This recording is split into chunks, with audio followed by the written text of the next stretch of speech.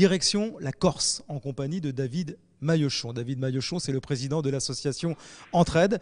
L'année dernière, souvenez-vous, avec quelques-uns de ses copains, il avait rallié Cholet à Dénia en vélo au profit de l'association Les Copains d'Elsa. Cette fois-ci, ils se sont donné un autre objectif, un défi un petit peu fou, c'est de faire le GR20, 200 km qui traverse la Corse. Généralement, ça se fait en 15 ou 20 étapes. Non, eux, ils ont décidé à 5 de le faire en seulement 4 jours. Oui, ils sont un petit peu fada. C'est une expérience incroyable que nous raconte David Maillochon.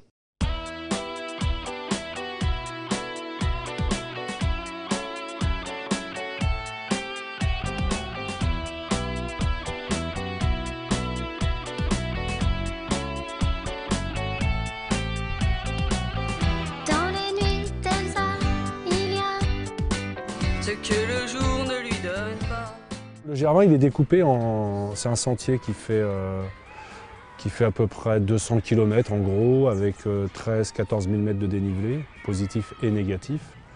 Et il est découpé en 15 étapes, c'est-à-dire 15 refuges qui sont sur le parcours. Et voilà, les randonneurs lambda, je vais dire, avec entre 15 et 20 kg sur le dos quand même, ce qu'il faut bien mesurer.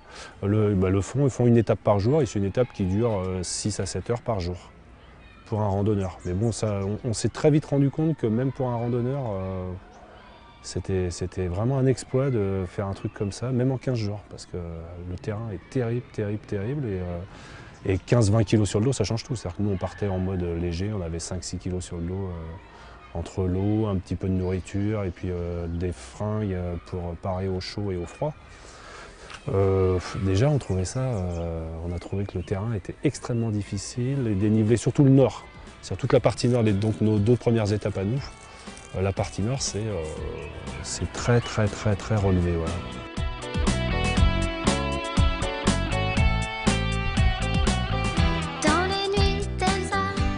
On ne fait jamais ça pour rien, bien sûr, il ne faut pas se voler la face. Maintenant, voilà, on ne perd pas de vue au départ quand on monte le projet, on sait pourquoi on le monte. C'est-à-dire que le projet, c'est pas de partir en vacances entre potes, le projet, c'est pas celui-là. Le projet, c'est de monter à la fois une aventure sportive qui soit un petit peu originale ou particulière, et puis de solliciter tous les partenaires qu'on a dans l'association Entraide. C'est-à-dire qu'on a quand même une quarantaine de partenaires qui suivent ce qu'on fait, qui soutiennent ce qu'on fait.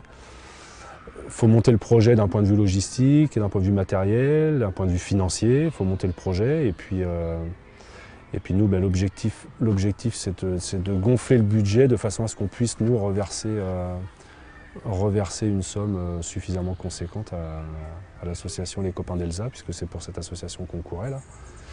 Donc c'est toujours le même objectif, de la même manière qu'on avait fait le Cholet-Dénia en vélo l'année dernière.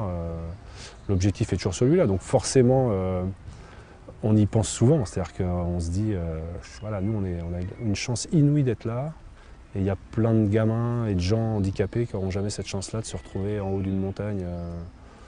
Donc on n'a pas eu de moment vraiment compliqué, parce que c'est un bon groupe de gars, on s'est bien marré.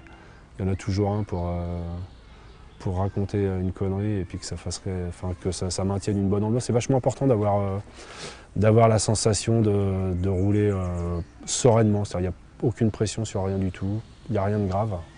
On a passé des nuits catastrophiques dans des refuges où on dort pendant 1 heure à 20 dans le même bâtiment. Enfin, c'est une horreur. Mais bon, on se levait le matin, on était tous contents de repartir et puis on a vraiment passé nos journées à se dire c'est extraordinaire, quoi. C'est-à-dire que l'endroit est tellement incroyable que ouais, c'est dur physiquement, c'est dur, c'est de l'engagement, mais bon, ça fait aussi des mois qu'on le prépare, donc quand on est bien préparé, on a l'habitude de dire qu'on souffre à l'entraînement pour être bien pendant les matchs. Bah, ça, c'était un peu notre match, c'est-à-dire qu'on a souffert raisonnablement, je crois que tout le monde a souffert raisonnablement, mais on était plutôt bien préparé pour encaisser ça. Et puis ça reste comme des épreuves qu'on connaît un peu, c'est des efforts qu'on connaît un peu. Donc voilà, la gestion, on va dire qu'on a acquis encore un peu plus d'expérience sur un parcours comme celui-ci, ouais, c'est sûr.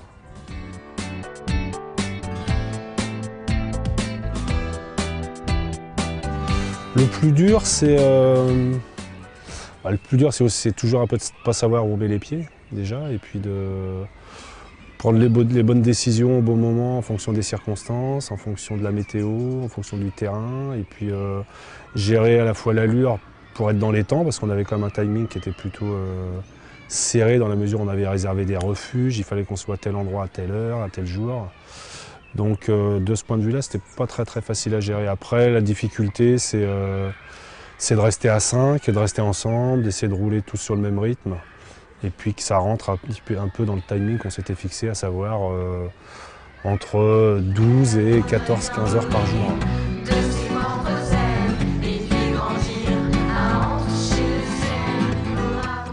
On est arrivé en haut, c'est à 2200 mètres, il neigeait, il y avait de la grêle, brouillard qui tombait, on ne voyait plus trop. Le cirque de la solitude, c'est une cuvette qui fait 200 mètres de profondeur, il faut descendre avec des chaînes. Bon, c'est un truc c'est de l'escalade, hein, on n'est pas dans le trail, là, c'est de l'escalade. Donc voilà, je ne me sentais pas d'embarquer tout le monde là-dedans. On s'est tous concertés. Et puis voilà, moi je leur ai dit, moi je prends pas la responsabilité de ça. Donc on a fait demi-tour, ce qui nous a rajouté un peu de kilomètres. Et puis après on a rattrapé l'étape le lendemain. On a fait demi-tour le lendemain aussi pour rattraper ce qu'on n'avait pas pu faire. Donc voilà, il faut prendre les bonnes décisions, mais à la fois on avait bien préparé le truc et dans la préparation physique et puis aussi dans toute la préparation logistique, la préparation du parcours, parce que c'était un endroit où aucun de nous n'y avait mis les pieds. Et donc moi je me suis tourné vers Vincent Dolbar, qui est un guide de haute montagne, qui est un coureur de niveau mondial, qui est un des rares à avoir gagné et la Réunion et l'Ultra Trail du Mont Blanc. Et donc Vincent, je l'ai appelé il y a 4-5 mois et on avait vraiment bossé le truc ensemble avec des cartes IGN, tout était annoté. Enfin voilà, j'avais presque le parcours en tête avant de partir. Donc il m'a donné plein de conseils, plein de choses sur lesquelles il fallait être vigilant en cas de pépin, parce que la montagne, quand il fait beau, qu'il fait soleil, c'est toujours super. Après, ça ne dure pas toujours, il faut être capable de gérer des situations un petit peu compliquées. Donc on n'en a pas beaucoup eu, mais on en a eu quelques-unes quand même. Donc. Elle voudrait bien voler de ses propres ailes et puis grandir à en toucher le ciel pour raconter l'histoire. Dans des endroits qui sont un peu vertigineux, où il faut faire attention en termes de sécurité, à des endroits où on aurait peut-être tendance à s'éloigner les uns des autres, ce qu'il faut jamais faire quand on est en groupe comme ça. Des passages de chaînes sur les crêtes, où il faut descendre avec des chaînes sur des trucs qui sont très abrupts. Ouais, c'est des moments qui peuvent être un peu délicats, c'est des traversées de versants à flanc de versant. Il y a juste une trace de pas dans la neige, il y a 1,50 m de neige et ça se termine 800 mètres plus bas. Donc il y a juste une trace dans la neige. Donc voilà, c'est des moments qui sont un peu grisants. Et puis voilà, il faut pas faire n'importe quoi. Donc ça a été des moments un peu assez forts. Et puis tout s'est bien passé. Il n'y a pas de stress particulier, mais on sent que c'est des moments où il faut redoubler de vigilance parce que ça peut très vite. On se disait souvent, faut pas se déchirer sur un pas là parce que ça finit au fond du ravin.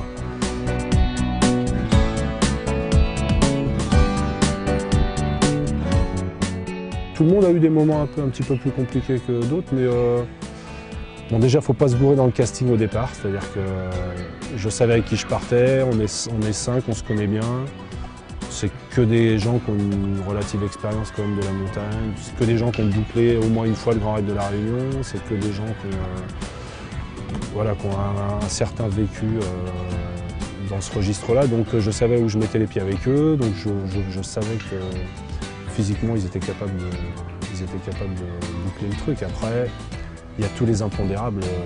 On a eu quelques pépins, notamment dans le cirque de la solitude, où on n'a pas pu passer, c'est-à-dire qu'on s'est retrouvé coincé.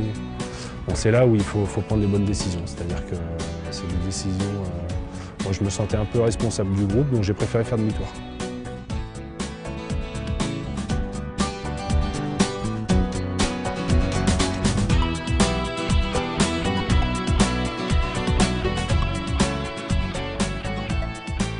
Ce qui était très curieux, c'est que dès la première journée, on s'est dit on est vraiment débile de le faire en 4 jours parce qu'on n'a pas le temps. C'est-à-dire qu'il y a tellement d'endroits, c'est tellement beau, il y a tellement d'endroits, on a envie de se poser, de s'arrêter, de profiter du pays. On l'a fait hein, d'ailleurs, on a perdu pas mal de temps à faire ça, mais sans aucun regret, parce qu'il y a tellement d'endroits qui méritent de s'arrêter, de se poser, plonger dans une rivière, et juste de regarder ce qui se passe autour. On a vu des mouflons, on a vu des aigles, on a vu plein de bestioles, on a vu plein de trucs.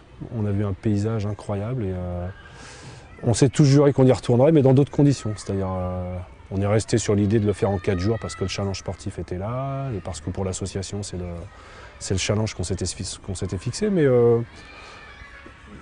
au final, je pense que c'était un peu une boulette de le faire comme ça parce qu'on n'a pas suffisamment, on en a bien profité. Mais il y a des moments où on s'arrêtait, piquer une tête dans la rivière, on serait bien resté un peu plus longtemps. Donc de ce point de vue-là, ouais, c'est le petit regret que j'ai. Mais on a vécu des trucs tellement incroyables. Je crois qu'il y a des images qui vont nous rester longtemps dans la tête, notamment au lac Nigno, un endroit qui s'appelle le lac Nigno, qui est dans la partie nord. On est arrivé à 6 h du matin, le soleil se levait, c'est en contrebas, c'est un lac à 1700 mètres d'altitude, c'est un lac de la période glaciaire, c'est un truc millénaire. Il y avait une petite brume qui est au-dessus du lac, il y avait des chevaux sauvages autour. C'est des tourbières tout autour, des pots de avec de l'eau qui afflue de partout. On était seuls au monde là, on est resté au moins une demi-heure, 3/4 d'heure au bord du lac. Il y a une jument qui est venue avec son petit, on est resté je ne sais pas combien de temps, c'était une espèce de moment hors du temps comme ça. On en a vécu plein de moments comme ça. Donc ouais, les images qui restent, c'est un peu dur de revenir sur Terre après. Ouais. Je savais que c'était beau, mais je ne m'attendais pas à autant de diversité. C'est-à-dire qu'on pouvait dans la même journée, on pensait souvent, on avait souvent cette référence-là, le Seigneur des Anneaux.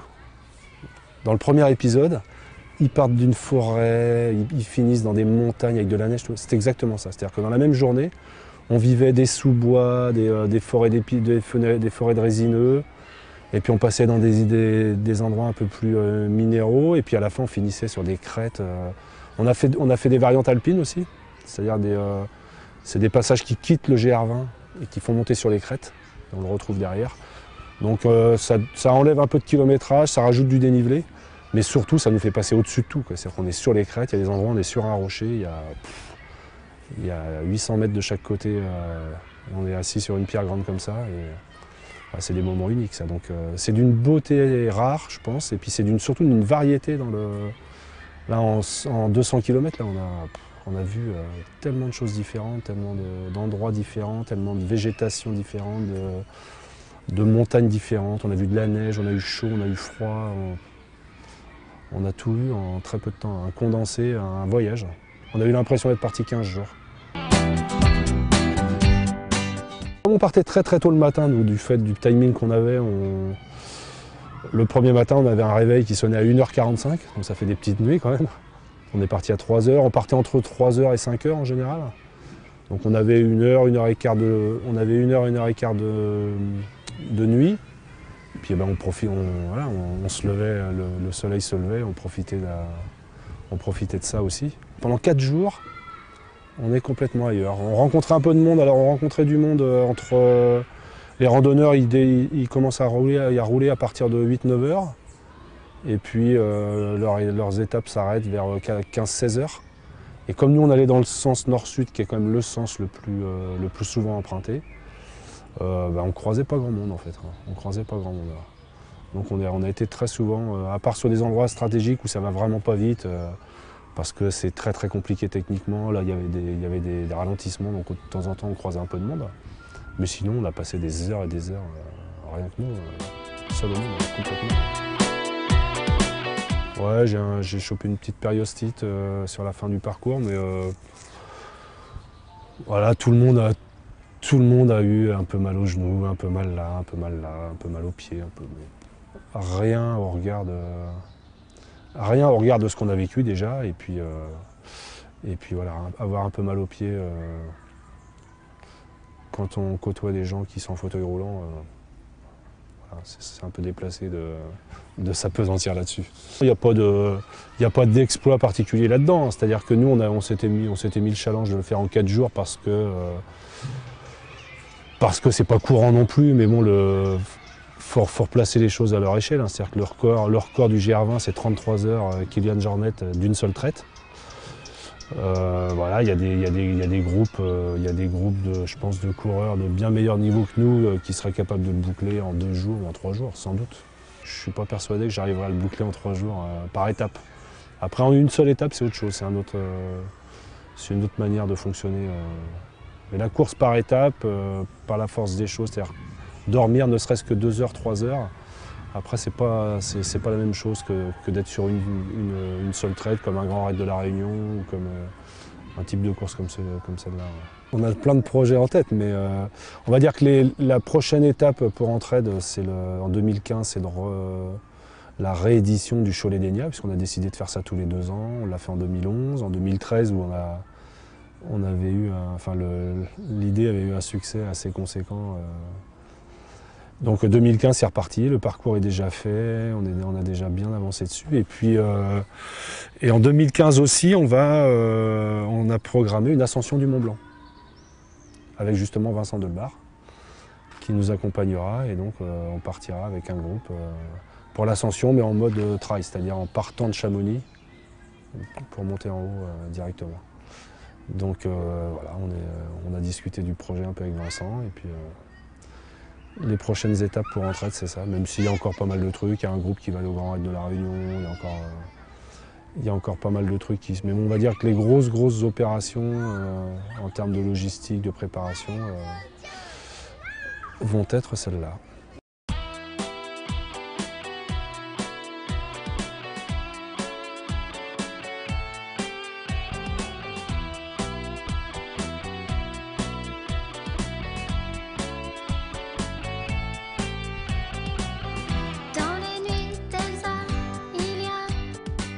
Ce que le jour ne lui donne pas.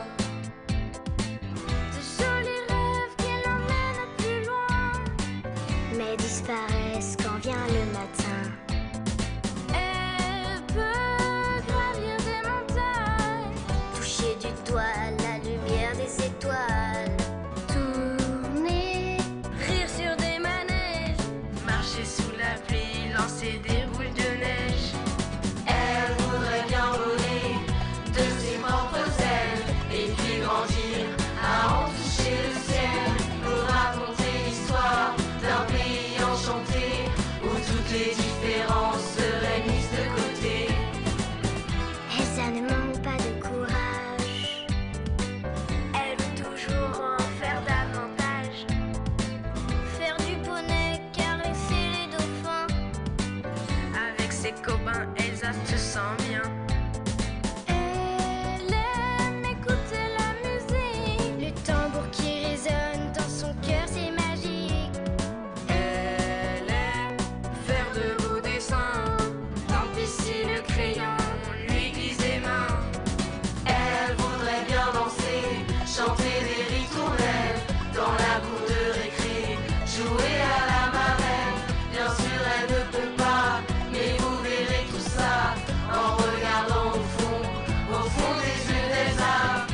Elsa regarde vers demain. Alors ensemble, prenons sa main. Ne laissons pas s'évanouir ce qu'elle est en train de construire.